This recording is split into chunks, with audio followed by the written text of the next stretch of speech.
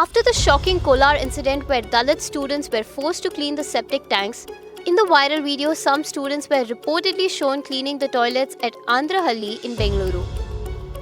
Outraged parents staged a protest outside the school, demanding strict action against the school administration.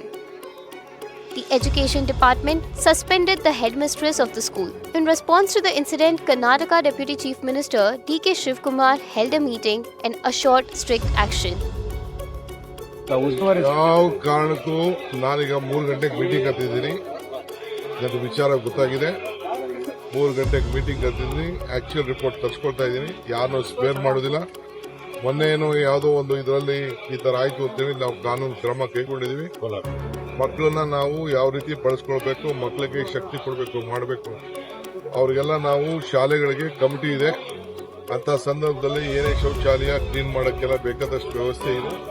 ಅದನ್ನು ಮಾಡಬೇಕು. ಮಕ್ಕಳನ್ನ ಯಾವ ರೀತಿ ದುರುಪಯೋಗ ಮಾಡ್ಕೊಳ್ಬೇಕು. ಕೆಲವು ಕಡೆ ಇದೇ ಒಂದು ಕಾಲದಲ್ಲಿ ಇತ್ತು, NSS ಎಲ್ಲ ಇದ್ದಂಥ ಸಂದರ್ಭದಲ್ಲಿ, ಸೇವಾದಾಳ ಸಂದರ್ಭದಲ್ಲಿ ಆ ಜಾಗನ ಕ್ಲೀನ್ ಮಾಡೋದು, ಮಕ್ಕಳಿಗೆ ಇದನ್ನು ಗಿಡ ನೆಡೋದು, ಆ ಕಾರ್ಯಕ್ರಮ ಮೊದಲಿಂದ ಇತ್ತು. ಈಗ ಶೌಚಾಲಯಗಳನ್ನ ಯಾರು ಕ್ಲೀನ್ ಮಾಡಿಸೋದ್ರೆ ಯಾರಿಗೂ ಕೂಡ ನಾವು ಅವಕಾಶ ಕೊಟ್ಟಿಲ್ಲ, ಕೊಡುವುದಿಲ್ಲ, ಮುದುಕು ಕೊಡುವುದಿಲ್ಲ. ಅದು ಕೆಟ್ಟ ಎಚ್ಚರವನ್ನು ಕೊಡ್ತೇವೆ.